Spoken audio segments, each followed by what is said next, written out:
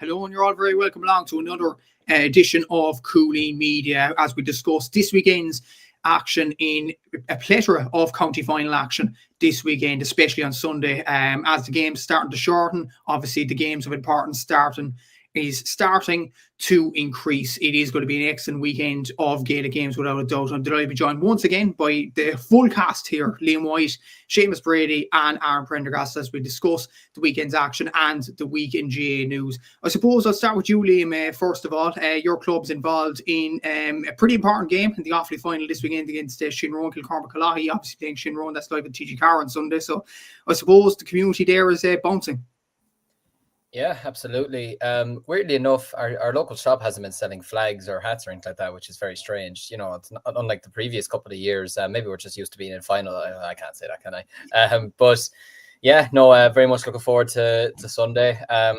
It's unreal, to be fair, that this weekend we have the Dublin football final on TG Car, the Offaly hurling final on TG Car, and the Cork hurling final on RT2. It's actually quite ideal for all four of us, to be honest with you. But yeah, no, very much looking forward to the weekend. Looking forward to Devon entire final as well as the rest of the action over the weekend. So yeah, good to be back on again. Exactly. So, and I suppose Seamus, good for you to be back on again, as Liam mentioned there again as well. Nafina playing Ballyboden St Enda's this weekend, and you're the only person out for predictions for the Leinster Football Championship that's still alive at Ballyboden. But I suppose knowing Earl Nafina will win. I don't know. I've been pretty confident with how Bowden have played. Apart from, I'd say, the first half of that Cúilín game.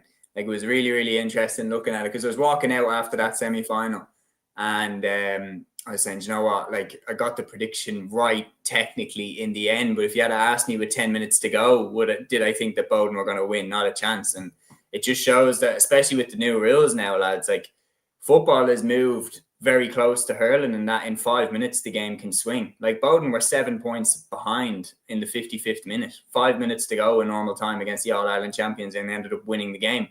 Just how quickly a 2-pointer, 2 goals, the space that was in the Cúilín defence there, and the space, to be fair, that was in the Bowden defence, just Cúilín didn't take their chances to finish them off.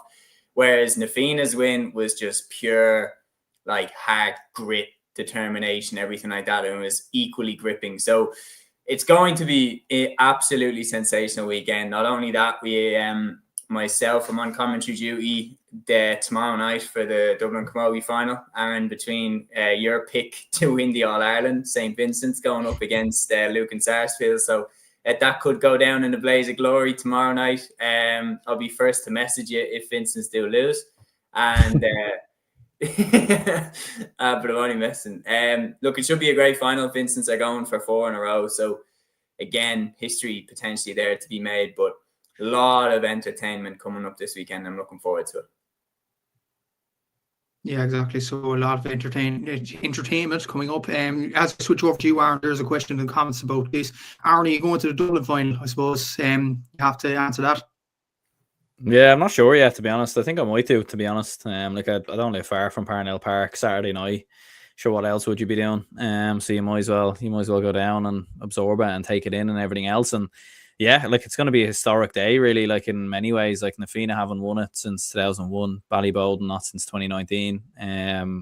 So yeah, like, it has the makings of being a cracking game as well. Like, and as Seamus was saying as well, with the new rules, like, you feel like this could go either way. Like, I feel like a lot of the county finals, I know Cúilín won it last year, but I feel like a lot of the county finals, like, you feel like there's always been an obvious favourite over the last couple of years, especially with Croke's dominance and everything else.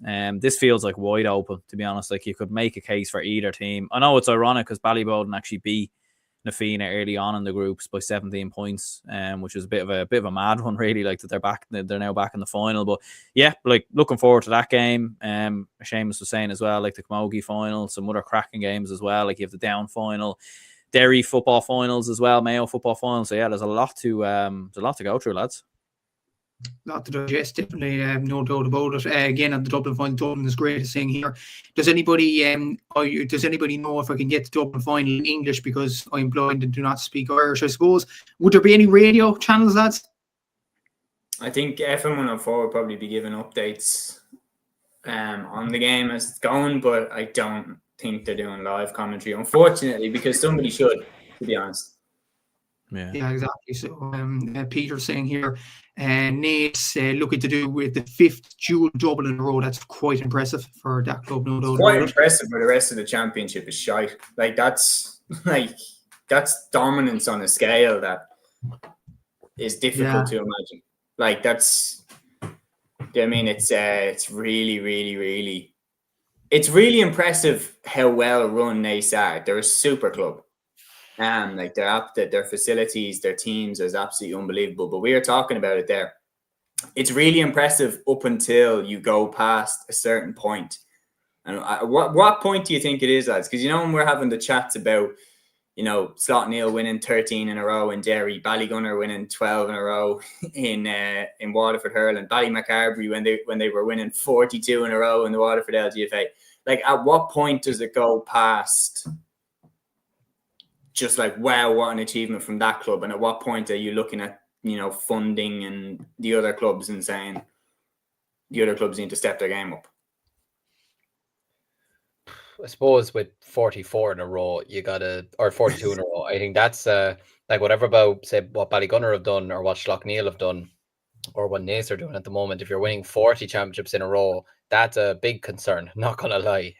But yeah, look, this is the thing. I've kind of noticed it over the last couple of years, because especially when you looked at, say, a lot of the big criticism over Dublin over the years was oh, of course they're winning All Irelands because they have the biggest population or they have the biggest amount of money or this, that, whatever. But John, that was such a talented Dublin squad and such a talented Dublin panel that came along during the 2010s that you see it now that it's just not easy to replace the players of that caliber now. It's going to take a long time for Dublin to replace a Brian Fenton, or it's going to take them a long time to replace McCarthy in the middle. Do you know what I mean? The players like this, Kieran Kilkenny, he'll be hard to replace over the next couple of years. And we'd seen it with even Kilkenny, their dominance coming to an end without winning All Ireland. It's hard to replace a Henry Shefflin just like that. It's hard to replace Cody at the back, or Brian Hogan, all these types of players. I think it just comes down to other clubs having to step up or other counties having to step up.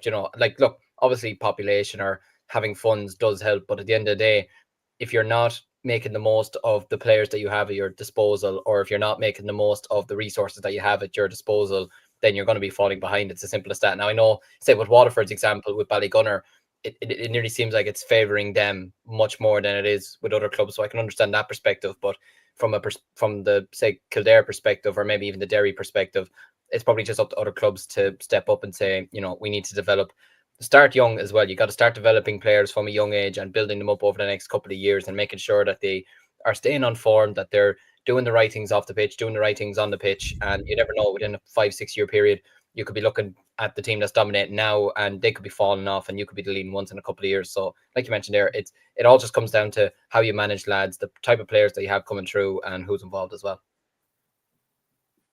Exactly so, and you definitely echo those points exactly. But before we get into the nitty-gritty of the club action this weekend, there's a lot of funds to go through. We will go on GA News of the Week first, and we'll start off with the Tailteann Cup Team of the Year that was announced earlier today. And the Tailteann Cup team here, Kildare, the champions, got a total of 5 picks on this team. So the Team of the Year is Josh Ryan in goal from Limerick, obviously. In the full back line, you have Harry O'Neill from Kildare, Lee Cullen from Fermanagh, and Malachy Stone from Wicklow. The half back line is James McGrath of Kildare, Ian Corbett of Limerick, and Sam McCartan of Westmeath. The midfield is Dean Healy of Wicklow, Kevin Feely of Kildare, and then the half forwards, you have James Naughton of Limerick, Alex Byrne of Kildare, and Danny Neville of Limerick. And then the full forward line, you have Luke Loughlin, the top scorer of the Tailteann Cup, in at the number 13 position. You have Darragh Kieran of Kildare and Sean Nolan of Wexford, the top scorer for play in the competition, at the number 15 position. I suppose, Aaron, like the Tailteann Cup Team of the Year, a lot of people have been saying about it, and I probably thought the same. There hasn't been really controversial picks in any way, but what's your thoughts on the team? It seems like a very good team and well picked. Yeah, absolutely. Like my first thought really was I'm not too sure who else to include. Like I think it is fairly spot on from looking at it. I know sometimes we kind of look at Team of the Years and we love to complain and we complain about players who are not there, but I think it does seem fairly spot on. That way. Like I think Ian Corbett had a phenomenal year. James Naughton I thought was outstanding from a Limerick perspective as well.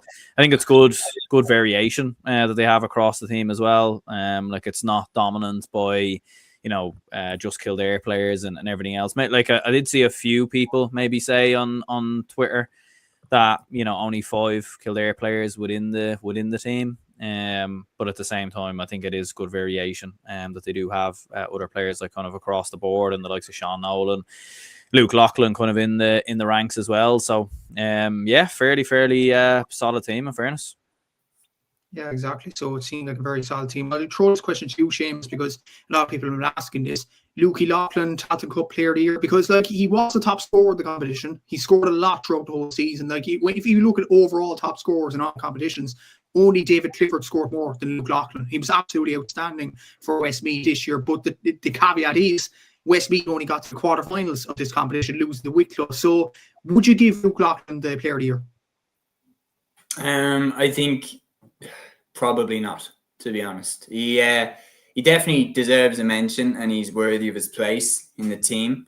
But in my opinion, no, probably not. I think it shows how good he was throughout the competition, to be honest, that he's in the team, because in every championship, if you get knocked out at the quarterfinal stage, how many fantastic championship performers have we seen that their team gets knocked out at the quarterfinal stage and they don't get an all-star at the end of the season kind of because of it. So it's not a knock on Luke. I think he was absolutely, that comment from Dublin is great, is spot on. He was a freak this year. He was so accurate. I remember his free against Kildare, I think in the early stages of the league, when he boomed it over from about 50 metres. And from that point on, he's just been on it for this entire year.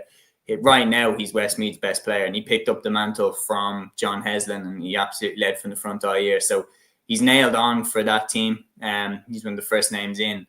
But I find it hard to not give it to someone from Kildare. When you look throughout the course of the season, how key players like Kevin Feely were, how key players like James McGrath, Alex Byrne, how key these guys were to their success, I think it probably should come from the Lily Whites, to be honest, as to who gets it. The one thing I would find interesting, just as a debate, lads, I'm assuming, and I'm very much assuming now, they're not going to be at the official All-Star ceremony, are they?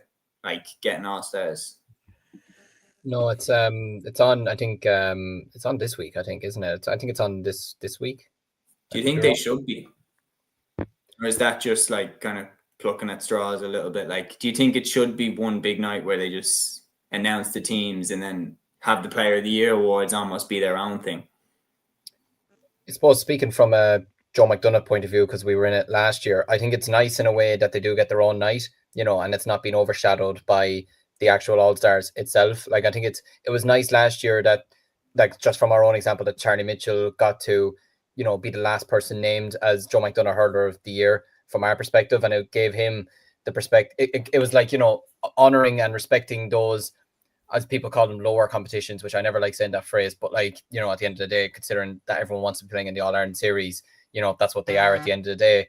But it was nice for me to get to see, say, my own county man, or if it had been a Laois player last year, if it had been, Purcell in the midfield, or Tomas Keys if he had won it, or something like that, it was just nice to see one of those counties have the recognition themselves on that night. And I think it's the same for the Tailteann Cup. I think it's nice that these competitions get their own recognition. I know there's been a lot of people talking in the past about, should the Joe McDonough final and the All-Ireland final be on the same day? Should the Tailteann Cup final and the All-Ireland football final be on the same day?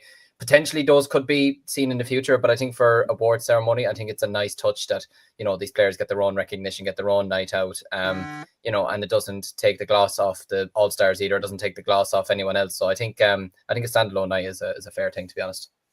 The only thing when people talk about the Tailteann being on the same weekend as the All-Ireland final, I would have no problem with that, given the fact that it's already on the weekend of the semi-final.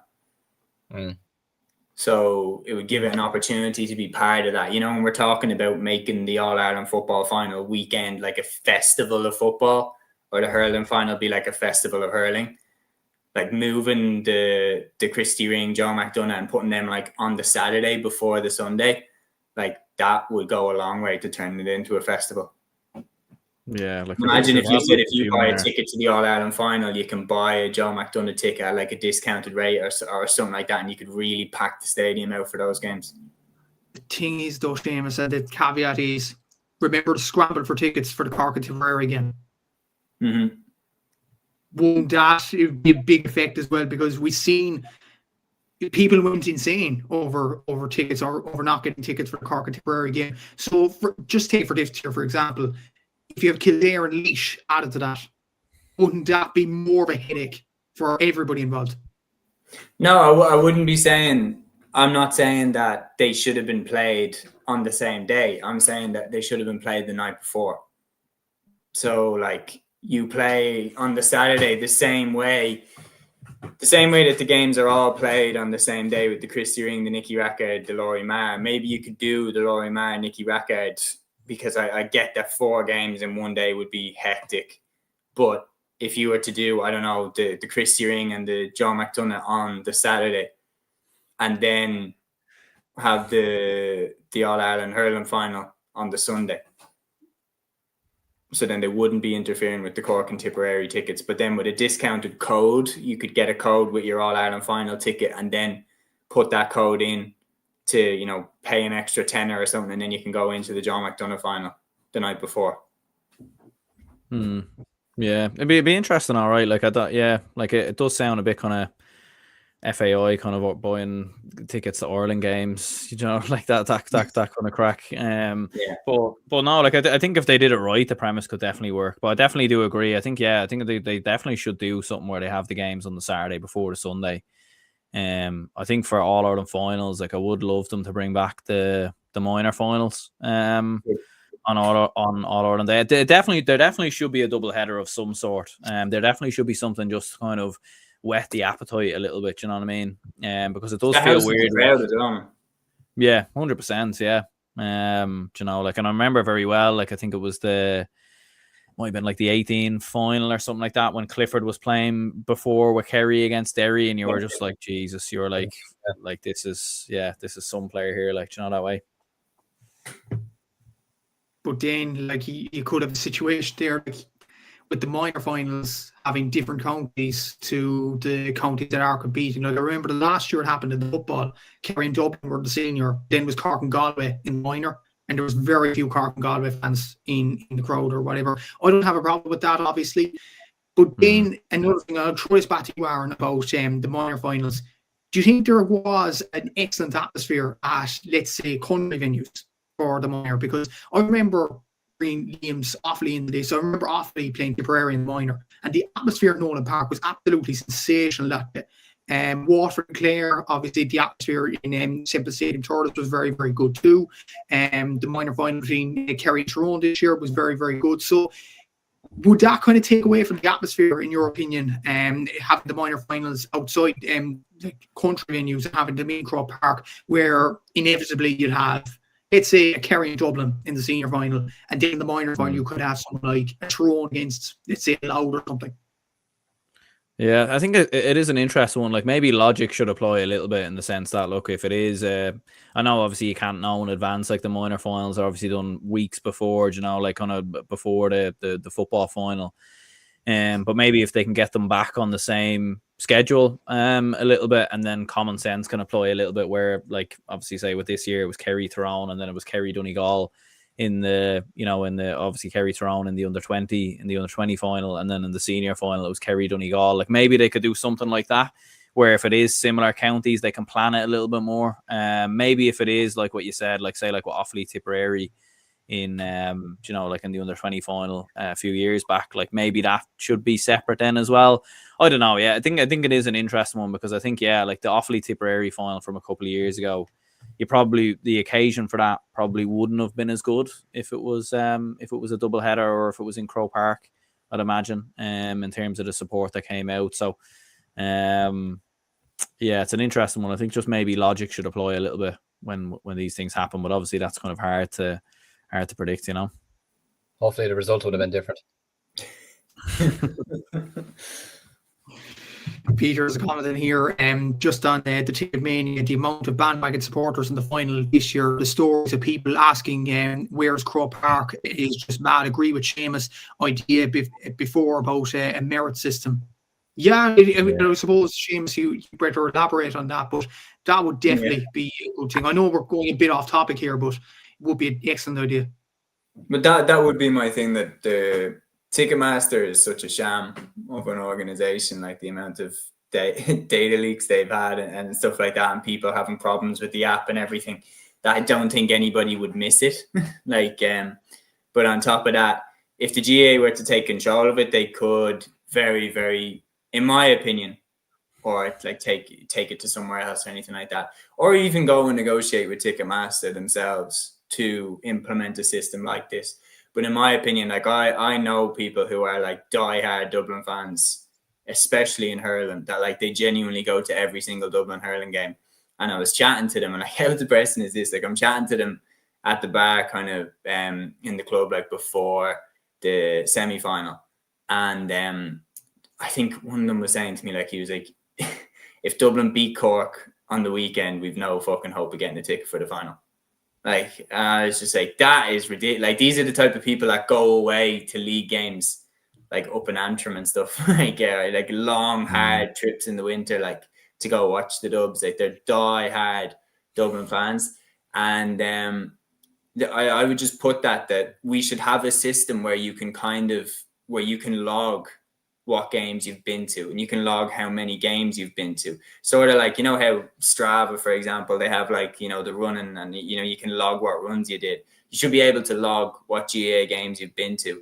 And then if you've been to every single game throughout the year, if you've been to a ton of games throughout the year, or definitely more than people who were figuring out where Croke Park was just in time for the All-Ireland final, if you've been to more games and been a die-hard fan, you should be boosted way up the list ahead of these people so that you are more likely to get a ticket. Because the other thing is that if you have the more die-hard fans you can get into the stadium, the better the atmosphere will be as well, the better the crowd will be, the better the occasion will be, and the more it will mean to people. And like, I mean, it's the people's game at the end of the day, and you can't forget that like those people are the backbone of the GAA. Like, those diehard fans are probably those GAA fans are probably the type that volunteer with their local club, you know, that take teams and for training sessions and everything like that. So putting in a system that rewards people like that, rewards our volunteers with a better chance of getting a ticket, rewards diehard fans by being boosted up the queue. If there's any way we can implement that, that would be one thing that I would do. Exactly. So it is a debate that will roll on throughout the week, no doubt about it. I suppose the clock is against us, lads, so we'll have to go on with the Joe McDonagh Cup Team of the Year. That was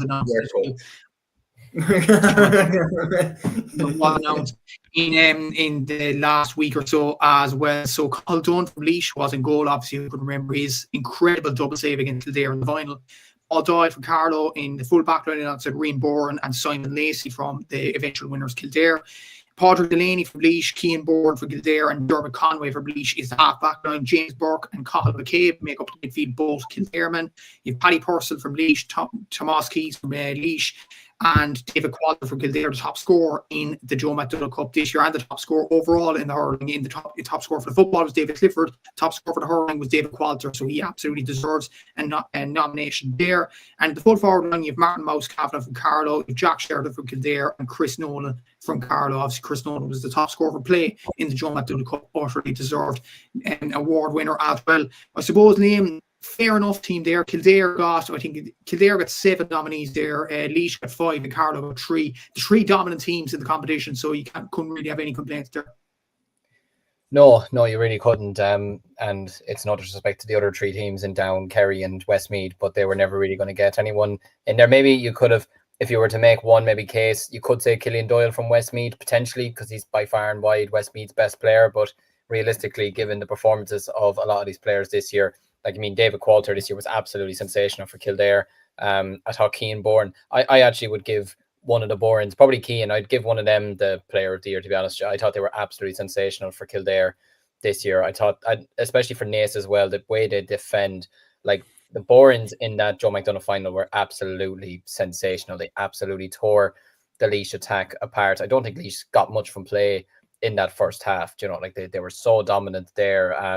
Obviously, Tomás Keys, he's going to be playing in the Laois final for Camross this weekend. Top class player. Jack Sheridan tore up the championship this year as well. As one of the most talented hurlers in the country. Really, if he was in any other county, you know, he'd be pushing for a starting place. James Burke was excellent as well for Kildare this year as well. And I mean, I mean, Martin Kavanagh and Chris Nolan are just, it's a shame in a way for their perspective that they are, look, I know they obviously love being from Carlow, but they're the types of players that you would love to see competing for the so-called bigger counties. Do you know what I mean? Like they're unbelievable hurlers. But yeah, no, for me, it looks like a solid team, to be fair. I wouldn't make too many changes to it, really.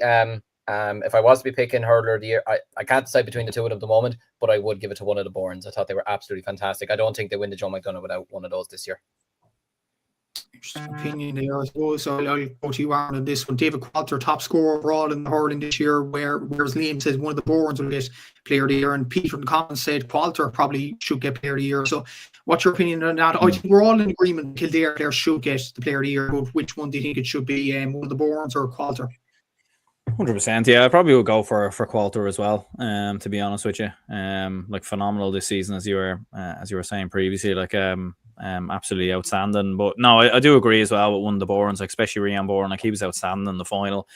Was absolutely brilliant. So you could edge towards him. Like one player who maybe was a little bit unlucky to miss out on the team I was looking at it there was James Duggan. I did think he was very impressive from a Laois perspective. He was a little bit unlucky. But no, I probably would go with David Qualter. To be honest with you, but I do agree with Liam's point as well. I think both Keane and Rian Bourne were brilliant. Look, Simon Lacey at cornerback as well was outstanding. But probably would go with David Qualter there.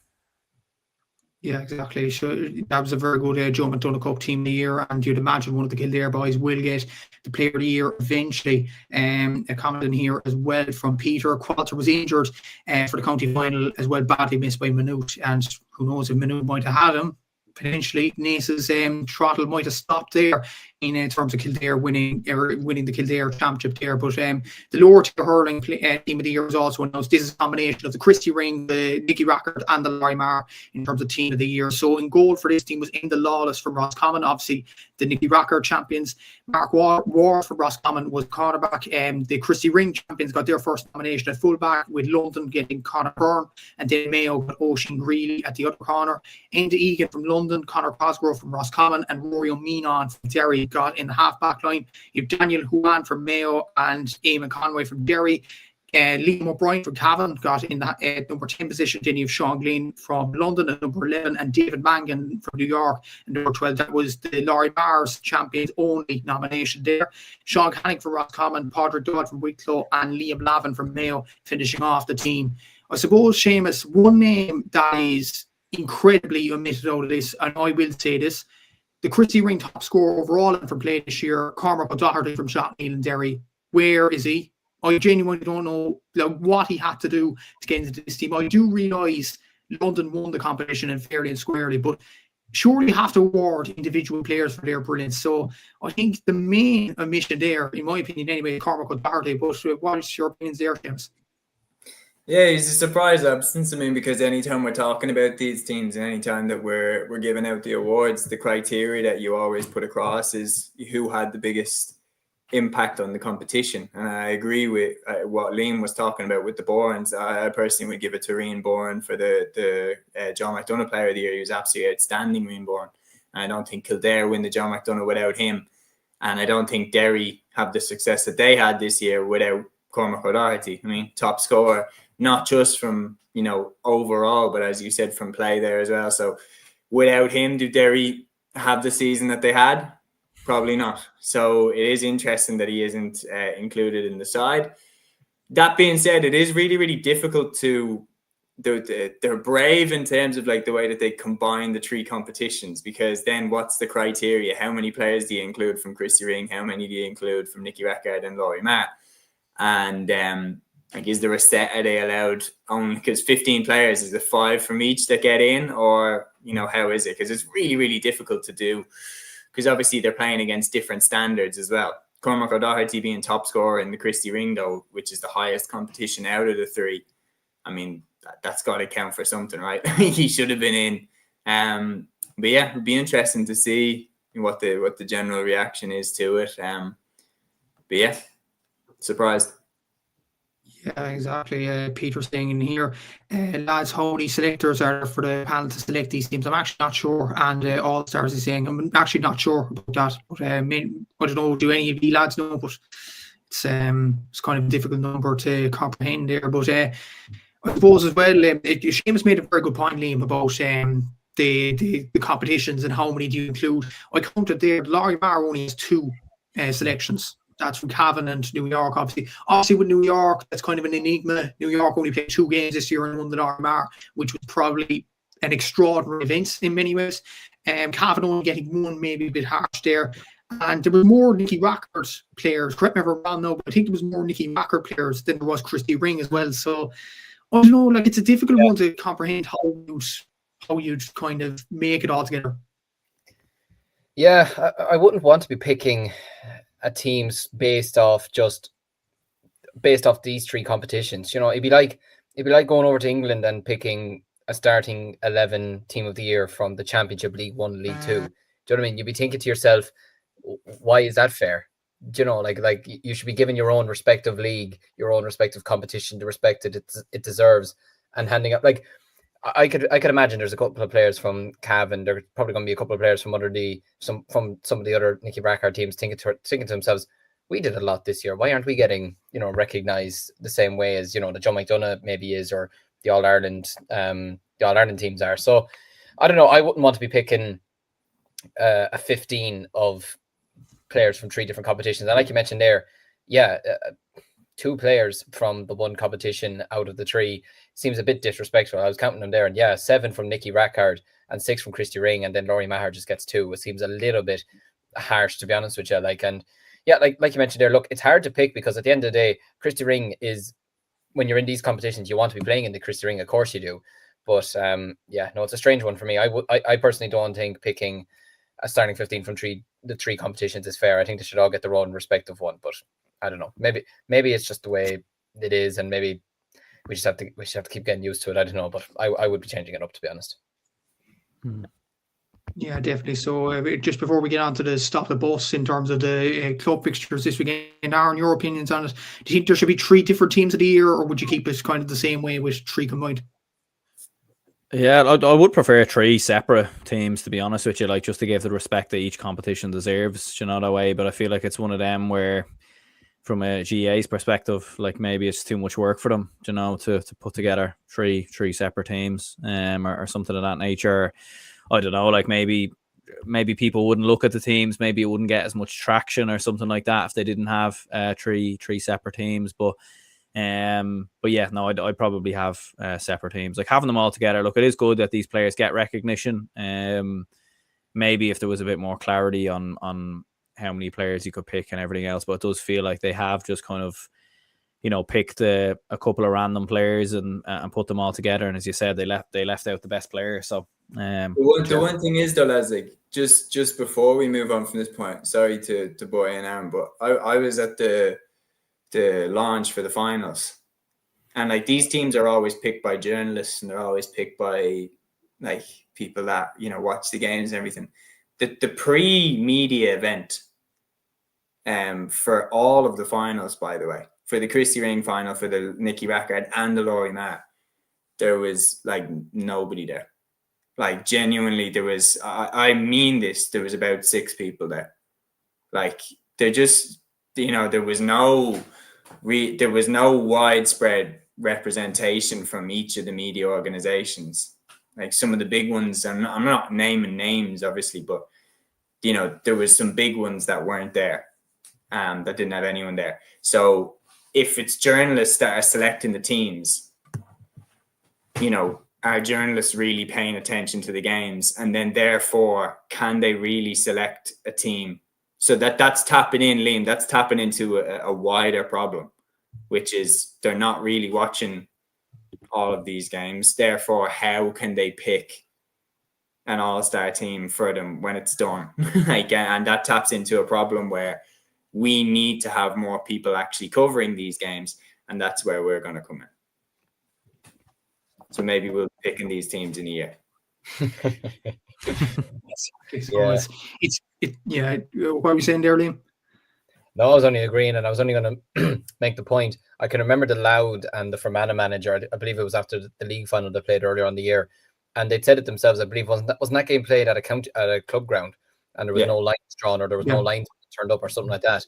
You know, and that just shows you at times the respect that they do get at this sort of level, you know. And I can remember Michael Fenley calling it out a couple of years ago when Offaly were down there. Like, you know, he said it himself. He'd said it kind of opened his own eyes to a degree as well about the level down there, because he would have obviously never maybe seen that level. Obviously, being a Kilkenny man, you know, he wouldn't have been tuning into it maybe too much. But then having seen it himself, it opened his eyes to realize, Jesus, like, these lads don't get a lot of respect. They don't get a lot of attention, or they don't get a lot of support from people. So it is something that is going to have to change. You know, people are going to have to start going out and supporting these lads and giving them the time that they deserve, because at the end of the day, they're working just as hard, and probably in a way maybe even harder than, say, you know, their football counterparts to a degree. Because obviously you take a Monaghan, for example, you take a Tyrone, obviously everyone's going to turn out from those counties for their football matches. But if even half those people turn out for some of their hurling matches and gave them a bit of support, it'd be going such a long way. But I don't know. Yeah, there's a bigger issue there than even we realize. But I'm just hoping it gets sorted soon, because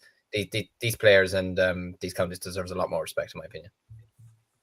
Exactly. So well said, Gavin, on the last point here, how many Roscommon hurlers got nominations? It was 4, Gavin. So a good team selection there from Rossi's point of view. Peter saying this is a topic that William Marr, the new head of hurling development, should be flagging, absolutely. And considering he was manager of Laois there as well, you would imagine that's more of a reason to go after it from his point of view. But we will move on to the weekend. Do you remember, lads, they were going to cut them? Like, they were going to cut the teams. Yeah. Like that's not long. That's not long ago at all. That was what, 2022, something like that. Yeah. It was very recent. It was discussed earlier in the year as well, wasn't it? I think it was mentioned again. Yeah, just absolutely stupid idea. So So look, it needs investment, and it needs investment quick. And the thing is hurling's also missed right now. It has a problem where the top product is so good. Like, the Munster Championship is so good. The Leinster Championship, I think, over the last couple of years has been very entertaining as well. The quality of the championship probably isn't on the same level as the Munster Championship, but like, the competitiveness between the teams has been really, really good. But like, you've seen Antrim making great strides, and then they don't quite get that investment, and now they're after slipping down to the John McDonough. And is that going to, disappear now? Kerry were making great strides, and now they're coming unstuck. Like, once a team shows signs of making progress, the GA need to back these teams, because the more teams that we can have dining at the top table, the better. And like, one day I'd be hoping, like, and this isn't meant as a disrespect, but one day I'd be hoping that we have no need for any, second tier competitions. I'd be hoping that one day all 32 teams are, good enough to go right in there and compete against each other. I'd be hoping that one day that Leitrim, Sligo, Roscommon, Mayo, that they're all strong enough that Galway can go over and compete in Connacht again. Do you know what I mean? Like, that's what I'd be hoping for. So it'd be interesting to see. And I think with Derry and Down and all that, like, an Ulster Hurling Championship would be really interesting, I think. Like, so there's a lot there for hurling over the next few years if the investment comes and if the teams improve. But that respect is what the players, and I'll be pretty annoyed if they bring that up again about cutting teams. It's the worst idea I think I've ever heard from the GA. Hopefully that's a thing of the distant past, without a doubt, and we will discuss it in further detail in the next few weeks, I'm sure.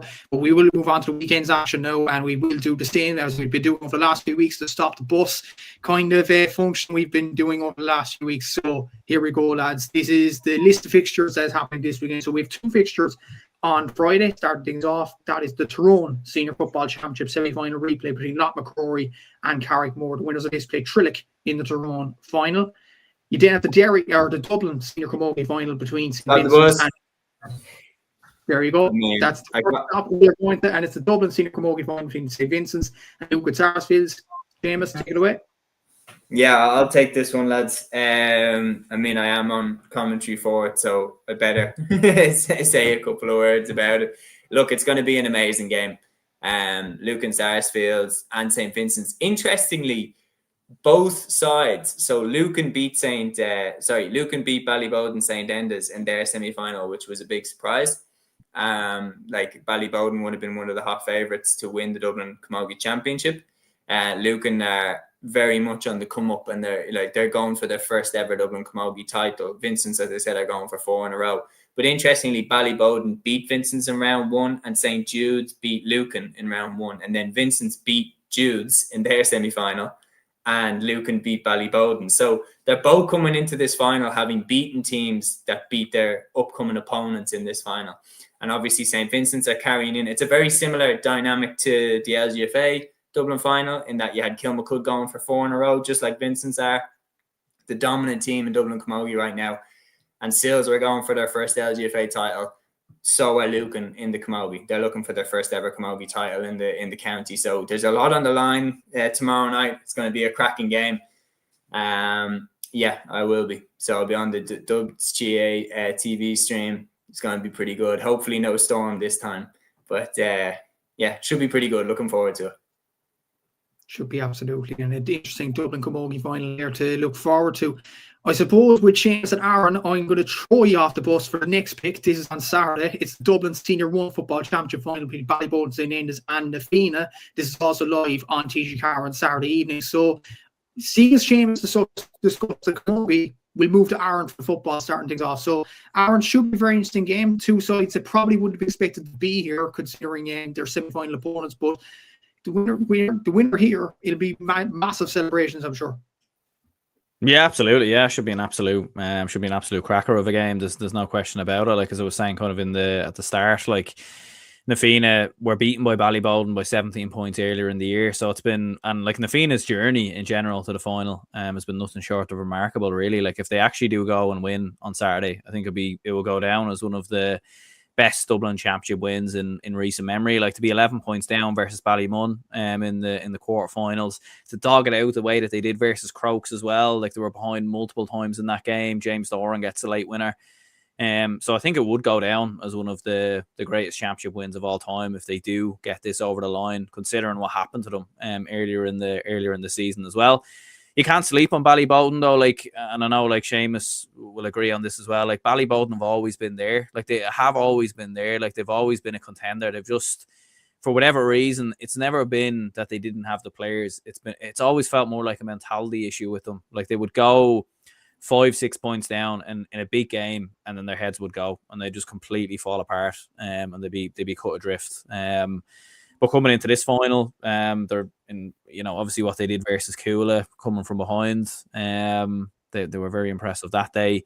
You'd be looking at Dara Sweeney and Keane Darcy in around the middle to kind of do the business there. But I don't know. I kind of fancy Nafina, to be honest with you. I think like the amount of resilience that they've shown, I think they'll have enough to get over the line. And yeah, I think they'll do it. You may take that Ballybowden jersey off the wall then. It's reverse jinx, guys. Come on. I thought you were getting up for a second to go.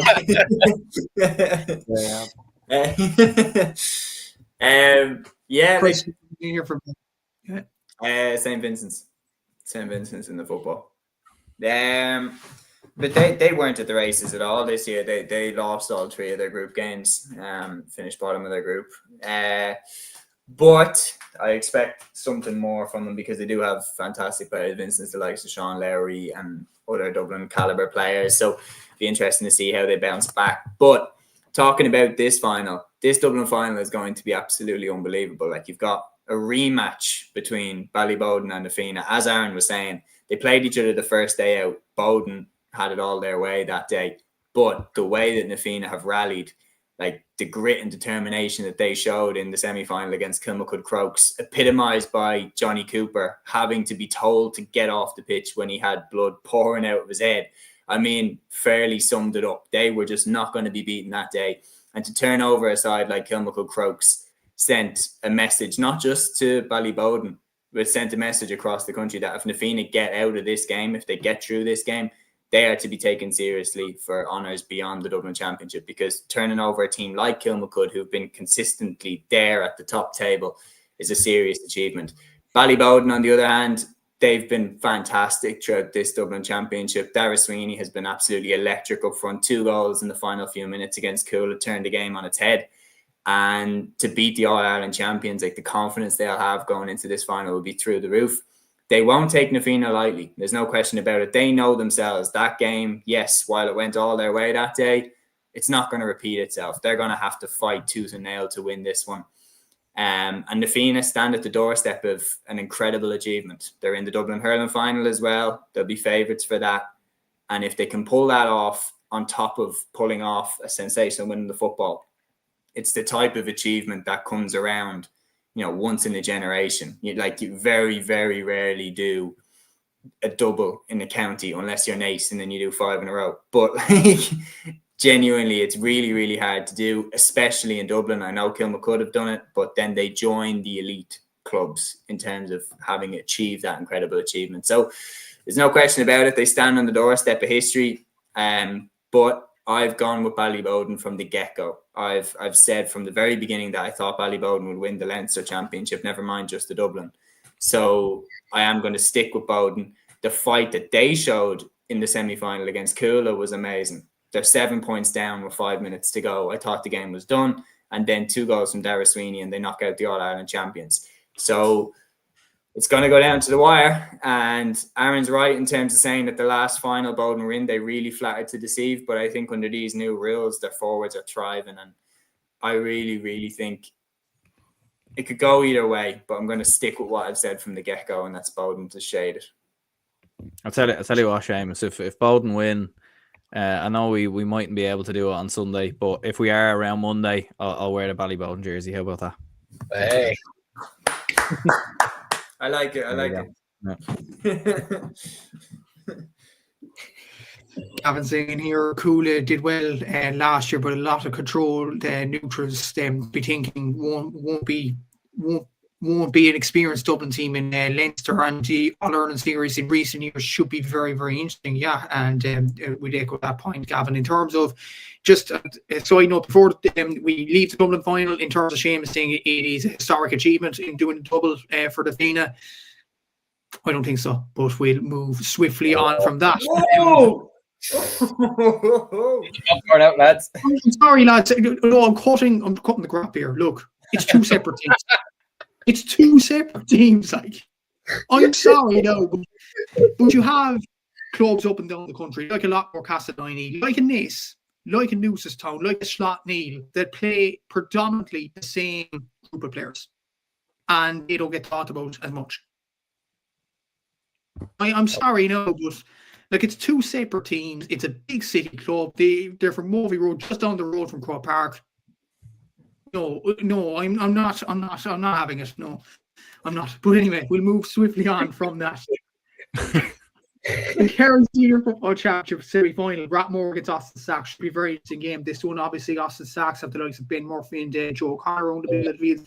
Side note, Ben Murphy is actually going to be an AFL player apparently next season. So should be some adventure for him, some loss for Kerry, but should be a very interesting game considering Rathmore hammered East Kerry in the quarterfinal. He's under 20. He's under 20. He's under 20. Jesus. Yeah. He's already gone. Yeah, Kerry have been really screwed over by players going to Australia. Killian Burke, Mark O'Connor. Like, even before that, like Nelly, Tommy Walsh. And they're still doing okay without them. Yeah. I don't really take David Clifford, have they heard of him? Or Just on a side note as well, bit of trivia about Ben Murphy. He actually played in the schools competition in Munster Hogan, the Kearney Vree last school year. So he was in 6th year last year.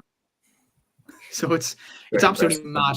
It really is. He's some player. He really is a really good player. It was very good this year last year for Mercy Mounthawk in that team with Paddy Lane, who's also on the Austin Sacks team as well at corner forward. So they have a plethora of young options coming through, but can they get the job done against Rathmore with that young team? We'll have to see. The Galway Senior Hurling Championship semi-finals are also on Saturday. St. Thomas's against Crockwell and Loughrea against Turlough. So 2 very interesting semi-finals there. The Fermanagh Senior Football Championship final, it's between Derry Gonley Harps and Erin Gales Beliek. So Derry Gonley probably will be going as favourites for that one. The Tipperary Senior Football Championship semi-final is between Lockmore Castleknock and Kilsheen and Kilcash. The Waterford Senior Football Championship semi-final is between Denier and Gaultier. The Munster Senior LGFA quarterfinal, it's Comer Rangers from Waterford against Erogue from Cork.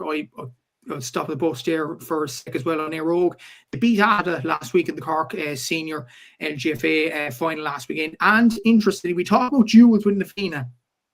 Maeve Callan, Orla Callan, and Kay Callan played in the Erogue team on the Saturday and St. Finbarr's Camogie team on the Sunday, winning 2 county titles in 2 days in senior level. That's exceptional stuff. They are absolutely a brilliant family in terms of dual commitments and everything like that. So they should be given a lot of their flowers. Obviously, and Gran is on the Camogie team as well. But Erogue are coming up against a very good Comer Rangers team this weekend who battered Ballymacarbery in the Waterford final. So should be a very interesting game in the quarterfinal this weekend there. In the Kilkenny Senior Camogie final, you have Dixborough against Piltown.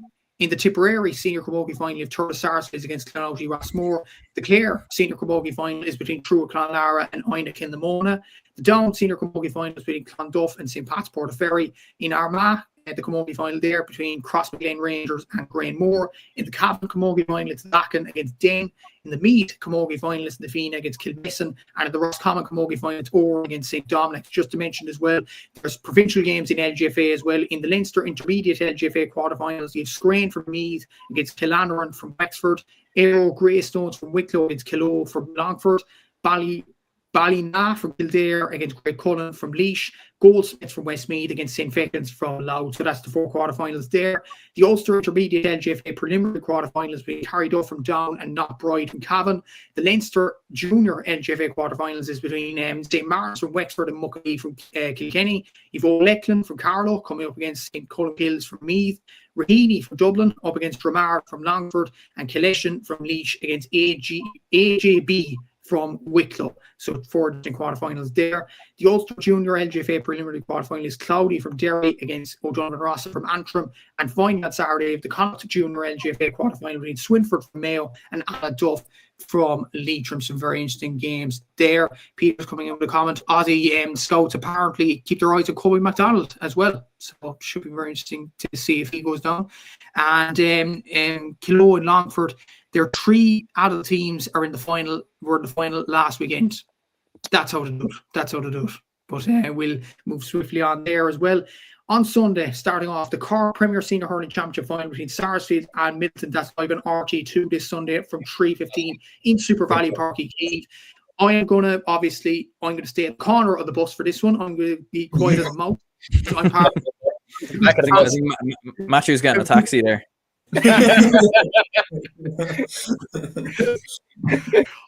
Taxi. I put up the stats and everything like that on my own page. I tag Cúilín as well, lads. So I'll go to Liam on this one first. Very interesting final between Stars and Middleton. Yeah, and I'm kind of stuck in the middle here because you're doing the stats with Sarsfields. One of my best friends from college is from Middleton, so I'm kind of stuck in the middle here. But I'm delighted to see the two of you in the final again. I think it's going to be a cracking decider. I suppose Middleton this season maybe haven't been going as well as maybe they have over the last couple of years, and it's not taking away their victories that they've had, but they've probably not been performing to the same levels as they have been over the last couple of years. And when you look at this weekend and you look at the 2 players that they're missing, and especially the big one is Conor Lahan, like that's a big miss for Middleton. I mean, he gets you 13, 14 points a game. You saw the free he got the last day as well, essentially on 1 foot as well, and the distance he was out getting it as well. It's a big challenge for Middleton this weekend. They haven't won the title since 2021, going up against a Sarsfield team who were winners in 23, obviously beating finalists in Cork last year. But when you look at the McKillie team that they were bet by last year, like I don't think they can really take any shame in that. And then go on to win the Munster title against Ballygunner, reach the All-Ireland final. It's a big task this weekend for Middleton. But you got to give it to both sides as well.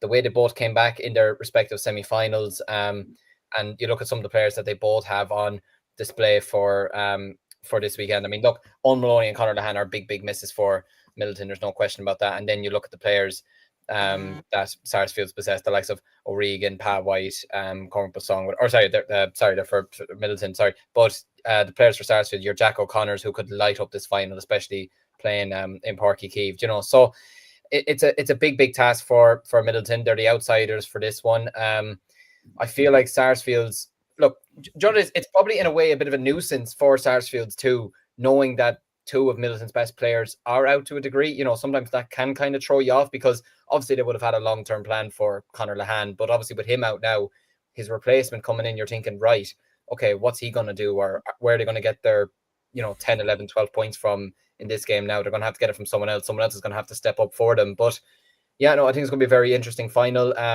But I just feel, and I apologize, Jack McKay, if you're listening. Hopefully you're not. But I just feel with the two players being out, Conor Lehane really does carry that Middleton team massively. And I think Matthew's going to be a very happy boy come Sunday evening. I'm going to give Sarsfields the nod by 4 points. And you have had the edge over them over the last couple of years as well. And I think it's going to probably continue this weekend.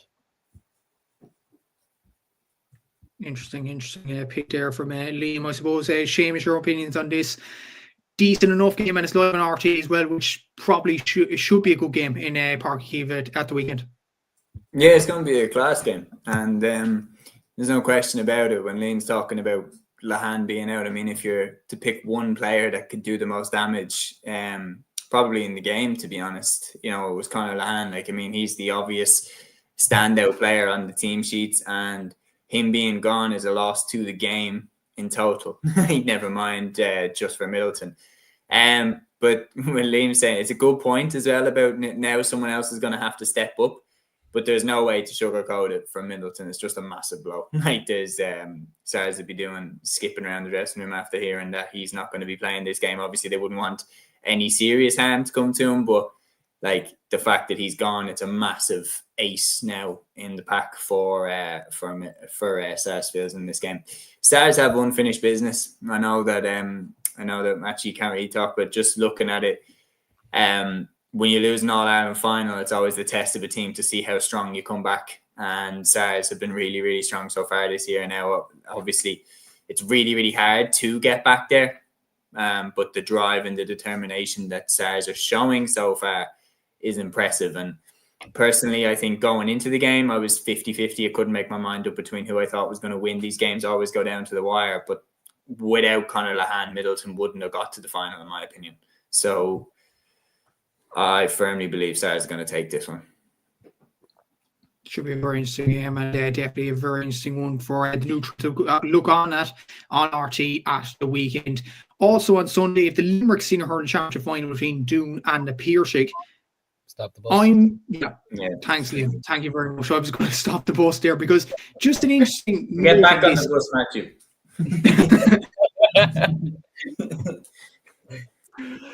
Anyway, just an interesting note on this game. This game is not shown on RT or TG4 this weekend. Bit of a shame considering like both of them had a really good battle last year. Obviously, Doon came out on top there, winning their first Limerick title, if not ever, in a long, long time. Over the Piercig team that were dominant in Limerick over the last few years. But this should be a very, very interesting final. Yeah, it is a shame that it's not on RTE. It was on TG4 last year. I was at this final last year, covering it for the Limerick Voice, and have to say, really, really enjoyed it. It was great to be there to see Doon winning their first title. Went down to Limerick just before I started my job with Midlands in the summer, and I was chatting to a fella down there at Limerick Wexford playing in the Camogie Championship, and he said to me that over the next couple of years, it's going to be Doon and the Piercig dominating the Limerick Championship, and lo and behold, here they are in the final at the first final since that conversation. And yeah, look, I think it's going to be a fantastic final. Last year's one went right down to the wire, and I don't see this being any different. I've obviously backed Doon to win the Munster Championship, and the reason I did is just because I just think they have a lot of really solid players, and they have a solid manager there too in Derek McGrath. You know, he's really integrated himself really well with the Doon community, you know, and he has them playing some really, really nice hurling. And I mean, when you've got players in your team like Pat Ryan, when you've got players in your team like Barry Murphy, when you've got players in your team like Adam English, who is Adam English is a fella that will probably he would have been a worthy potential hurler of the year had Limerick gone on and won the All-Ireland this year. You know, had they got past Dublin, obviously to the delight of these two, they didn't. But yeah, like when you have players like that in your team, I know in the Piercig have some really good players themselves. They've obviously Shane Dowling, they've the Caseys, Mike Casey at the back, and Peter Casey up front. But I just have a feeling Doon, I've backed them to win the Munster Championship, so I'm going to continue to back them this weekend. I think they're on the hunt to try and go on a bit of a dominant run in Limerick. And yeah, it is a shame that it's not on TG4 or RT, and obviously they're not signed a club, or it is on Limerick TV, so at least it's being shown somewhere. But yeah, a strange one that's not been shown anywhere, and it is a final I would have maybe liked to have watched back maybe after our own one Sunday. But look, regardless, I think it's going to be a repeat of last year. I think it's going to go right down to the wire. Only this time I think Doon's going to do it by 3 points. They did it by 1 last year. I think they're going to do it by 3 this year, and I expect Adam English to light up the Gaelic grounds once again. Exactly, so it should be a very interesting game between the two sides that are on top tier of Limerick hurling without a doubt. Moving on Sunday as well, Derry Senior Football Championship finalists between O'Donovan Ross of Magherafelt and Sean O'Leary's Newbridge. I suppose I'm going to stop the bus at this one because there was a controversy during the week on Shotneil debating a 2-pointer, should it have been a 2-pointer, should it have been a 1-pointer or something like that. And obviously it fell short. That means Sean O'Leary's Newbridge aren't the final without any escapes or anything like that. But I'll go to you on this one. Is that ideal preparation for the likes of Newbridge to get that kind of commentary during the week, and now they're going straight to the final? I think the controversy brushed under the carpet maybe this morning or yesterday evening. That's hardly good preparation going to the final. It could be, yeah, but it's also that thing of, look what these lads are saying about you. Look what everyone's saying about you, siege mentality type thing. I think they'll nearly even use it in their favor as well, to be honest with you. I thought some of the commentary around it was just really, really silly. Like, I thought it was poor from Slotneil a little bit as well, to be honest with you. Like, looking at it, it's like, yeah, fair enough. Like, it's on the line. Like, it probably was a 2-pointer. In fairness, but like, it was, from looking at the replays, it wasn't clear cut. And I think Cahir O'Kane even as well. Like, he put something out as well, like not long after, highlighting lots of decisions that went the way of Slotneil in the game as well. So, yeah, look, I think, to be honest, they'll use that to their advantage. It's obviously not been handy maybe for county, for club boards and the higher ups, the management, to kind of be dealing with those problems. But I think at the same time, they'll use that as a vengeance, and they'll be pinning those, what people have set up on the wall, that type thing. And, straight away, if Sean O'Leary's get over the line on Sunday, what the post-match speech is going to be, it's going to be about what people said about them. So, I think they'll just use that in their arsenal, really. Yeah, absolutely. And I suppose they said that last year as well, so history could definitely repeat itself. But Magherafelt will be out to win this game as well. Commenting here from Jack Nolte, great weekend indeed. So we're looking forward to the Westmeath Senior Hurling final. We'll get onto that in a sec, Jack. Back on the bus again, the Mayo Senior Football Championship final leaves Ballinlass Stephenites against Westport. That is the Mayo Senior Football Championship final. No stoppers there. Okay, we'll move on. The Kerry Senior Football Championship semi-final between Dingle and Mid-Kerry. A quite interesting game there. And if Mid-Kerry lose this one, Dr. Groves are all the Munster Championship. So, yeah, we'll have to see what happens there. It should be a very interesting game there. The Down Senior Football Championship final is between Kilcoo and Kerry Duff. Okay, let's go, Aaron. Kilcoo. Yeah. No, yeah, I think this is an interesting one because I think there is a potential shock on the cards here. Like Kilcoo are bidding for 7 in a row. They're bidding for 13 titles in the last 14 years. Kerry Duff have actually never won a county title in Down before. But looking at Kilcoo at times this year, like they needed a last minute point against Clonduff the last day from Calum Doherty. And I think there's a potential shock on the cards here, to be honest with you. Kerry Duff have got some very interesting players, the likes of Jack and Daniel Guinness are in there. So I think they've got some James and Daniel Guinness. I think they've got some very interesting players, and yeah, no, I think they could cause a bit of a shock. Like Kilcoo have actually lost a lot of their more senior players. They still do have the likes of Ryan Johnston and Sheelan Johnson, Michael Kane, these lads, but I don't know. I think that with Kilcoo, like looking at a lot of the results, they are one of them teams that keeps on finding a way to get over the line and down. But I just have a feeling that Kerry Duff might upset them this weekend. We'll have to see what happens there. Like if Kilcoo go out, who honestly is going to win the Ulster Championship? It's so wide open if Kilcoo actually go out this weekend, because if it wasn't wide open already. The Kildare Senior Football Championship final, that's between Naas and Athy. That's an interesting final there as well. Liam, I'll push you off the bus for this one here. It is the Offaly Senior Hurling Championship final. Cormac, your own club, obviously, against Shane Rowan. Quite an interesting game live at TG Car on Sunday. Take it away. Yeah, it's the third time in 4 years that we're meeting each other. It'd be fair to say that we've been the two best sides in Offaly over the last 4 or 5 years. It's a very interesting final, very much looking forward to it. A lot of people obviously ranking us as favourites, and look, I suppose it's fair enough, but at the same time, you know, this is a final that's 50-50 in my eyes. Shinrone bet us in 22 fair and square. We bet them in 23 fair and square.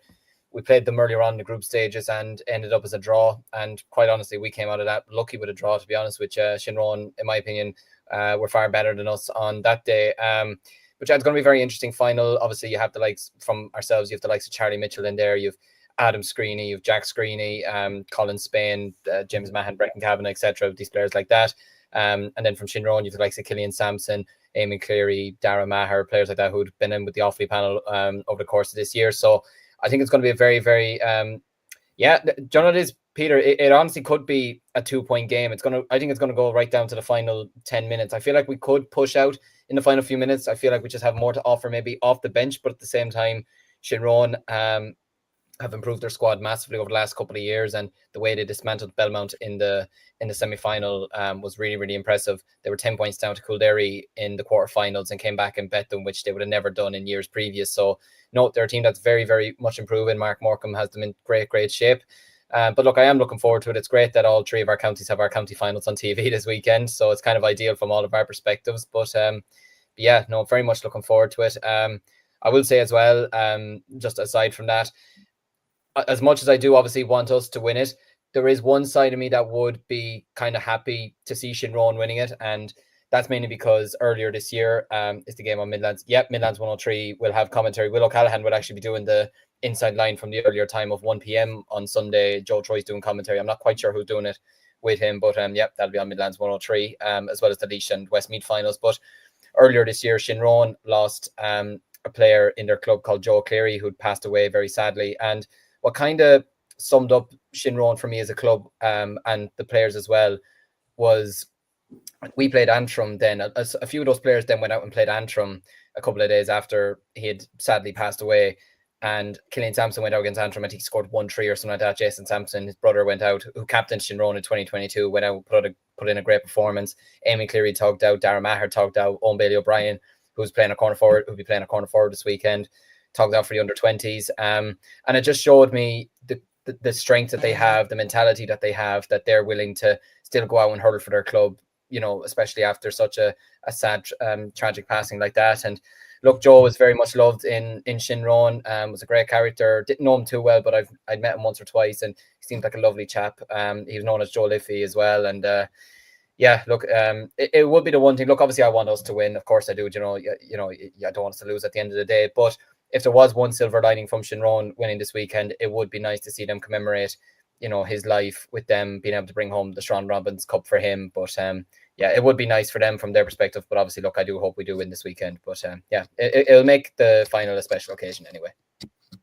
Definitely a special occasion, a poignant probably occasion as well in the Offaly final, and should be a very good game as well this Sunday. Moving on, we have Laois Senior Hurling Championship final. That's Clonbalaculla against Camross. We have the Westmeath Senior Hurling Championship final, Castletoe-Gagan against Loughlin Gales. In the Antrim Senior Hurling Championship final, you have St. John's against Loughlin Shamrocks.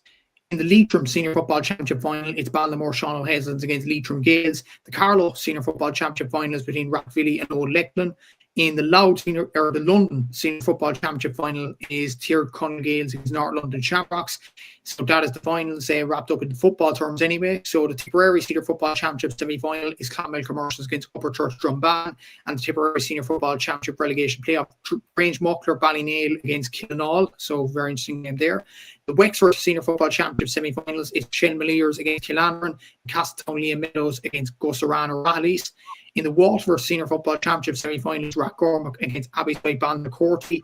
In the Meath Senior Hurling Championship final, it is Kildale against Ratholt. In the Sligo Senior Hurling Championship final, it's Aesky against Naomh Eoin. In the Leinster Senior LGFA preliminary quarterfinals, it's Kilmacud Crooks from Dublin against Longford Slashers from Longford. In the Ulster Senior LGFA quarterfinals, and they're on this weekend as well. So Glenfin from Donegal against Errigal Kieran from Tyrone. Breda from Down against St. Erknitz from Antrim. Lurgan from Cavan up against Emmett O from Monaghan. And Derry Gondy Harps from Fermanagh up against Clonairon of Armagh. In the Westmeath Senior LGFA final of St. Lomans against Milltown, that was supposed to play 2 weeks ago, but because of Storm Amy, that was rescheduled for this weekend. In the Munster Intermediate LGFA quarterfinals, you've got Cork Barras from Tipperary against St. Albans from Limerick, and Neva Vaughan from Cork against St. Anne's from Waterford.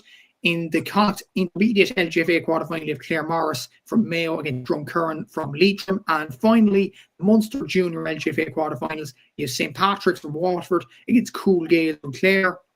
And finally, Dawnies from Cork against Father Casey's from Limerick. Just on a personal point of view, Dawnies are from the same region of Cork as myself, West Cork, so wishing them all the best of luck in the Munster Junior LGFA quarterfinal this weekend. So that is a wrap on this weekend's show. Thanks to everybody that commented. Thanks for everybody that watched the show. Make sure to tune in for the weekend review show whenever that will be this weekend. It probably won't be Sunday, considering all of our teams are involved in finals this weekend. But we'll have to see when. But keep an eye on our social medias for all that information. Thanks to everybody that commented. Thanks to the lads for popping on as well. Thanks to you for watching. And until next time, we'll see you then. Take care and enjoy the games at the weekend. Instinct, baby.